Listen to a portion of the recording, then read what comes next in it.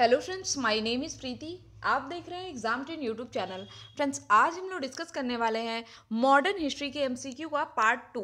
इसके पहले हम लोगों ने पार्ट 1 डिस्कस किया था, जिसमें हमने कल आपको बताया था कि मॉडर्न हिस्ट्री से रिलेटेड स्टार्टिंग से लेकर के एंड तक हम लोग क्वेश्चन आंसर के थ्रू पूरी मॉडर्न हिस्ट्री को सॉल्व करेंगे। ठीक, तो इस समय हमारा टॉपिक कौन सा चल रहा है? यूरोपीय कंपनियों का आगमन। देखते हैं इसमें क्या क्या क्वेश्चन है और हमारा सही आंसर क्या होगा। ठीक, तो शुरू करने से पहले मैं चाहूँगी कि जिन लोगों ने चैनल को सब्सक्राइब नहीं किया है वो चैनल को सब्सक्राइब कर लें और बेल आइकन पर जरूर प्रेस करें। इसके अलावा अगर आप कॉम्पिटिटिव एग्जाम की तैयारी कर रहे हैं तो इन सभी विषयों के लिए हमारे चैनल पे विजिट कर सकते हैं और प्लेलिस्ट में फ्री वीडियो क्लासेस देख सकते हैं। ठीक, तो आइए शुरू करते हैं टॉपिक को। पहला क्वेश्चन हमारा कि चार्ल्स द्वितीय द्वारा बम्बई ईस्ट इंडिया कंपनी को कब हस्तांतरित किया गया? मैंने क्वेश्चन कल ही आपसे पूछा था कि आप कमेंट बॉक्स में बताइएगा कब दिया गया। तो आपको पता होना चाहिए 1668 में। कब दिया गया था? 1668 में। इंग्लैंड के सम्राट थे चार्ल्स द्वितीय। उनकी शादी होती है पुर्तगाल की राजकुमारी कैथरीन से। ठीक है, और ये इन्हें क्या होता है? उपहार में बम्बई दिया जाता है। ठीक, कितने समय के लिए? 10 पाउंड वार्षिक किराए पर दिया जाता है।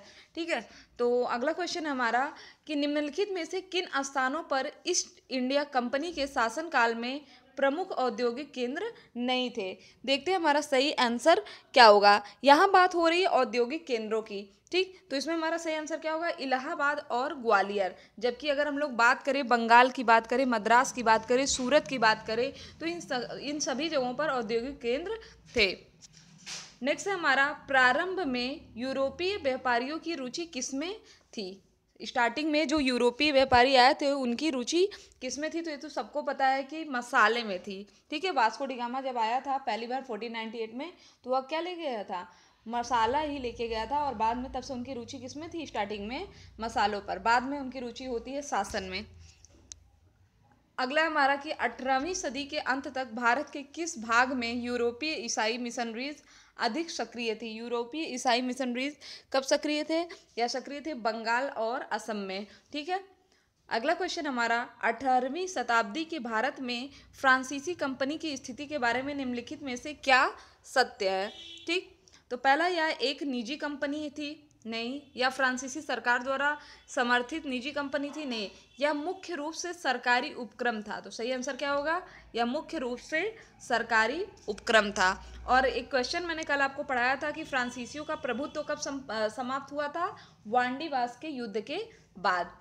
अगला क्वेश्चन हमारा कि विलियम हॉकिंस के विषय में निम्नलिखित कथनों में से कौन सा असत्य है? हमारा पहला ऑप्शन है वह तुर्की भाषा नहीं बोल सकता।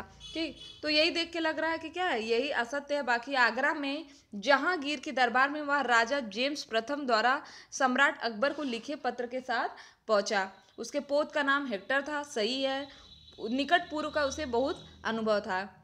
अगला है हमारा वास्को डी गामा के कालीकट पहुंचने पर वहां के शासक की प्रतिक्रिया क्या थी? शासक की प्रतिक्रिया मतलब वहां का जो शासक था उसने तो मैत्रीपूर्ण स्वागत किया था। तो हमारा सही आंसर क्या होगा? Option number C. नेक्स्ट है हमारा आरंभ में ब्रिटिश ईस्ट इंडिया कंपनी का नाम क्या था? ब्रिटिश ईस्ट इंडिया कंपनी का आरंभ में नाम था the governor and company of merchant of London trading into the east Indies. ठीक है, इतना लंबा नाम था इसका। ठीक है, और बाद में इसका नाम क्या कर दिया गया? British East India Company. डचों ने प्रथम व्यापारिक कोठी कहाँ पे स्थापित की थी? डचों ने, जिन्हें वस्त्र को निर्यात की वस्तु बनाने का श्रेय जाता था, इन्होंने अपनी पहली कंपनी कहाँ पे स्थापित की थी? पुलिकट में। इन्होंने पुलिकट में स्थापित की थी। अगला हमारा कि ईस्ट इंडिया कंपनी किस चीज़ का भारत से निर्यात करती थी? तो ईस्ट इंडिया कंपनी किसका निर्यात करेगी? सूती कपड़ा का भी करती थी, नील का भी करती थी, कच्चा रेशम।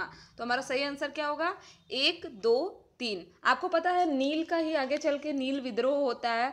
फिर 1917 में नील के ही कारण, तिनकठिया पद्धति के कारण गांधी जी इस आंदोलन में अपना सफलतापूर्वक काम करते हैं। ठीक है, तिनकठिया पद्धति को समाप्त करते हैं।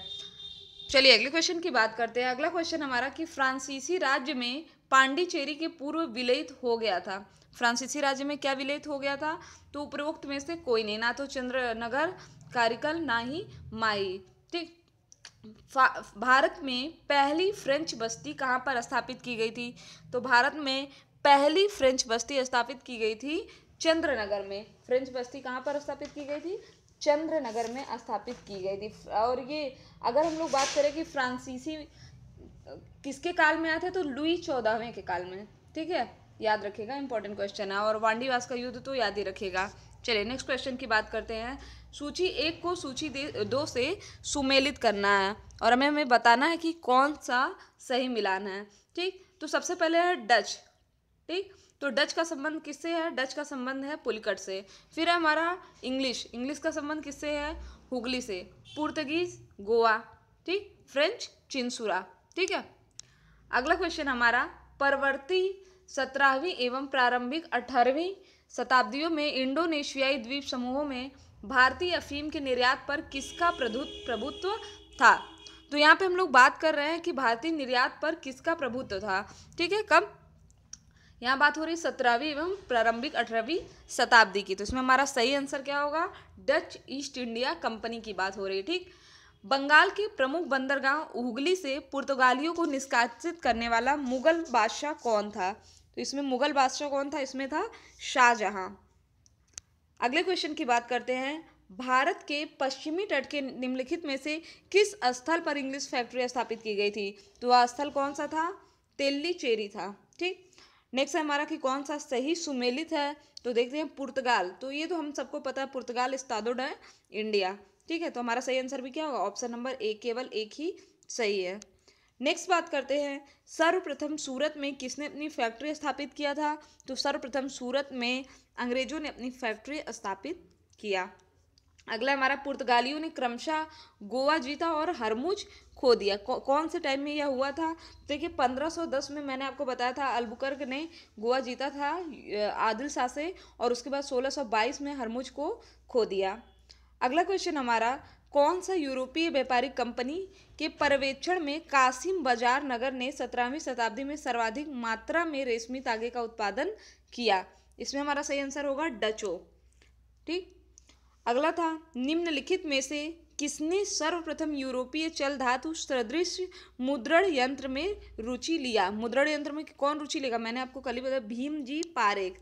ठीक है, और अगर हम लोग प्रिंटिंग की बात करें तो किसका श्रेय जाता है? तो यह पुर्तगालियों को यह श्रेय जाता है। नेक्स्ट है हमारा कि ईस्ट इंडिया कंपनी ने किस हेतु भारत में निवेश शब्द का प्रयोग किया था? तो भारत में निवेश किसके लिए? भारतीय वस्तुओं को खरीदने के लिए, उनके बुलियन आयात के लिए। अगला है हमारा कि फ्रांसीसियों ने किस संधि के द्वारा मद्रास अंग्रेजों को वापस लौटा दिया? कौन सी संधि होगी? इसमें होगी एला शापिल की संधि 1749 में। ठीक, फिर हमारा 17वीं शताब्दी में भारत और जावा के बीच व्यापार पर प्रभुत्व था। इसमें किसका प्रभुत्व होगा? इसमें डचों का प्रभुत्व होगा। भारत और जावा पर किसका प्रभुत्व था? डचों का। अगला हमारा, अंग्रेजी ईस्ट इंडिया कंपनी की स्थापना का अधिकार पत्र प्रदान किया था। किसने दिया था? यह पत्र प्रदान किया गया था एलिजाबेथ प्रथम के द्वारा। ट्रैंकोबार में प्रथम डेनिश व्यापार समझौता कायम हुआ था। वर्ष कौन से वर्ष में यह समझौता कायम हुआ था? तो 1620 में। नेक्स्ट हमारा कि फ्रांसीसी सहायता से 1765 ईस्वी में एक आधुनिक शस्त्रागार की स्थापना हुई। कहाँ पे? तो यह हुआ था हमारा डिंडीगल में। कहाँ पे हुआ था? डिंडीगल में। नेक्स्ट हमारा कि बंगाल की निम्नलिखित फैक्ट्रियों में से कौन सी एक डचों द्वारा स्थापित की गई थी? तो डचों ने हमारे यहाँ चिंसुरा में एक फैक्ट्री स्थापित किया था। कहाँ पे किया था? चिंसुरा में। फिर बंगाल का कौन सा बंदरगाह पुर्तगालियों के पोर्टो ग्रैंडे कहा जाता था? तो बंगाल का कौन सा बंदरगाह होगा? हमारा चटगांव। इंटरलोपर कौन थे? इंटरलोपर कौन थे? इसमें हमारा सही आंसर होगा अवैध एवं अनधिकृत रूप से व्यापार करने वाले अंग्रेज व्यापारी। 1690 में कलकत्ता की स्थापना किसने की थी? तो कलकत्ता की स्थापना जॉब चारनाक ने किया है। किस अंग्रेज गवर्नर को औरंगजेब ने भारत से निष्कासित कर दिया था? तो उस अंग्रेज गवर्नर का नाम था सर जॉन चाइल्ड। इनको औरंगजेब ने भारत से निष्कासित कर दिया था। मद्रास की स्थापना किसने किया? फ्रांसिस डे ने किया था मद्रास की स्थापना। अगला क्वेश्चन हमारा कि अंग्रेजी कंपनी को किसने कहा था कि यह एक कुत्सित या नीच, झगड़ा और बेईमान व्यापारियों की कंपनी है? तो यह कहा गया था बंगाल के सूबेदार शाइस्ता खां के द्वारा। ईस्ट इंडिया कंपनी का लोकप्रिय नाम क्या था? तो मैंने आपको पहले क्वेश्चन में ही बताया जॉन कंपनी, ठीक, और इसका नाम काफ़ी लंबा था, ठीक, जॉन कंपनी इसका लोकप्रिय नाम था। तो ये थे हमारे आज के इंपॉर्टेंट क्वेश्चन। आई होप कि आपको वीडियो पसंद आया होगा। अगर आपको वीडियो पसंद आया तो चैनल को सब्सक्राइब करें, शेयर करें और लाइक करना ना भूलें। डेली अपडेट्स पाने के लिए बेल आइकन पर जरूर क्लिक करें। Thank you friends, thank you so much.